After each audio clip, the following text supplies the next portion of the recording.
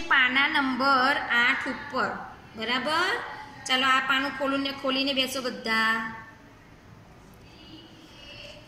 શબ્દ વાંચો અને પછી જોઈને બાજુમાં લખવાનું છે. ચાલો પહેલા વાંચીએ આપણે. વાંચો બધા મારી સાથે. અનેકાનો આગ, આગ, આગ. શું વંચાય? આગ. બરાબર ને? તો ચાલો હવે આપણે આ જોઈને આપણે અહીં લખીશું બે ભૂરી લીટીને અડીને. અનેકાનો આગ, આગ. સારા અક્ષરે બધા લખવાનું છે ધીરે ધીરે. બરાબર? લખ્યું? ચાલો ઓકે. હવે આ વાંચો બધા. નીચે આંગળી મૂકો ચાલો અને વાંચો.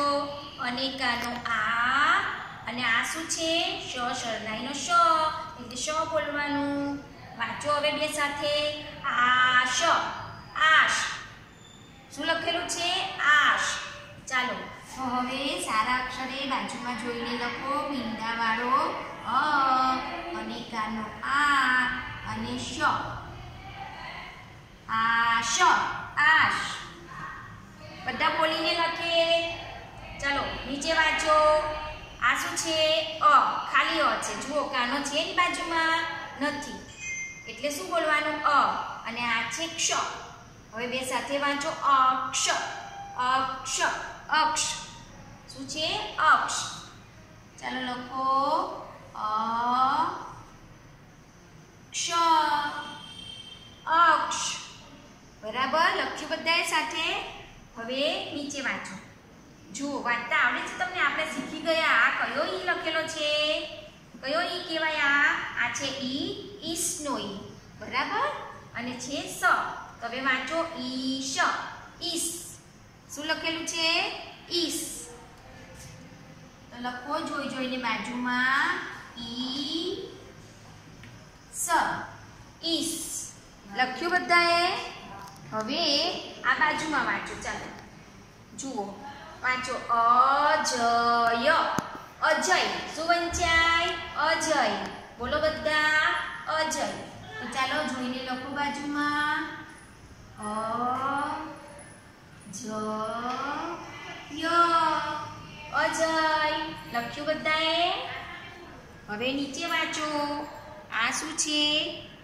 ઈદ, ઈદ, ઈદ. શું વંચાય? ઈદ. બરાબર ને? ચાલો એની બાજુમાં લખો. ઈદ, ઈદ. લખ્યું બધાએ? ઈદ. હવે નીચે વાંચો. અનેકાનો આ. જો સીધી લીટી કરે છે ને કાનો કહેવાય ને તો શું બોલવાનું? અનેકાનો આ. અળસ, આળસ, આળસ. શું વંચાય? આળસ. ચાલો તો લખો બાજુમાં. અનેકાનો આ, અળ અને સ. આળસ. બધા બોલતા જઈને જ લખવાનું છે. બરાબર? ચાલો હવે નીચે વાંચો. આ છે ઈ. ઈયળનો ઈ છે. બરાબર? અને બાજુમાં શું છે? યળ, ઈયળ, ઈયળ. શું લખેલું છે? ઈયળ. તો જોઈને લખો બધા. ઈ યળ, ઈયળ. લખ્યું બધાએ મારી સાથે? તો હું તમને જોડકા જોડાઉં છું. બરાબર? બધા ચોપડીમાં ધ્યાન આપજો. ચાલો જુઓ જોડકા. આ છે અજગર. શેનું ચિત્ર છે? અજગર. તો આપણે આમાંથી વાંચવાનું છે કે અજગર ક્યાં લખ્યું છે. વંચાય છે તમને? અહીંયા છે અજગર. આપ છે, પછી છે ઈયળ, પછી છે ઈસ અને છે અજગર. તો આ અજગરને આપણે અહીંયાથી અહીંયા સુધી જોડવાનું છે. જોડ્યું બધાએ પેન્સિલથી? ત્યાર પછી શું છે આ ખબર તમને? આ છે ઈસ. શેનું ચિત્ર છે આ? ઈસ. બરાબર? તો હવે આમાંથી આપણે ઈસ વાંચો. આ છે આભ છે, ઈયળ, અને આ છે ઈસ. બરાબર? તો આ ઈસને આપણે અહીં ઈસ સાથે જોડીશું. જોડ્યું બધાએ? હવે નીચે જુઓ. આ શું છે ભાઈ? શેનું ચિત્ર છે?